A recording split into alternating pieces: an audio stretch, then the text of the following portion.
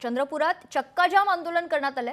प्रतिवाद हनोरकर यांच्या नेतृत्वात आंदोलन केल्याचे कळते। चंद्रपुरात ओला दुष्काळ जाहीर करा, सोयाबीन नुकसानीसाठी विशेष पॅकेज द्या अशी मागणी प्रतिवाद हनोरकर यांनी केली।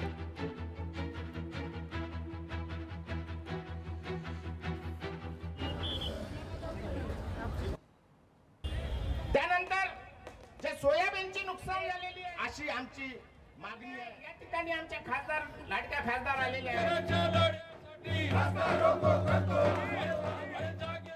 फडणवीस सरकारने सरकार येण्याच्या आधी जे आश्वासन जाहीरनाम्यात दिलं होतं की आम्ही शेतकऱ्यांची सरसकट कर्जमाफी करू, अजूनपर्यंत त्या आश्वासनाची आठवण ही फडणवीस सरकारला झाली नाही। त्याने शेतकऱ्यांची सरसकट कर्जमाफी करावी, 1 लाख रुपये कापसासाठी आणि 50,000 रुपये सोयाबीनसाठी त्यांनी या ठिकाणी जाहीर करावे।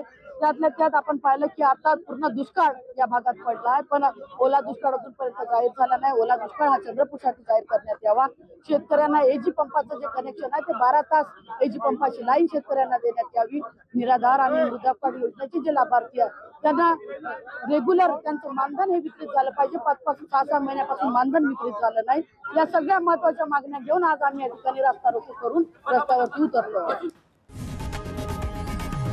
लोकशाही मराठी ऐका, पहा, जागरूक रहा।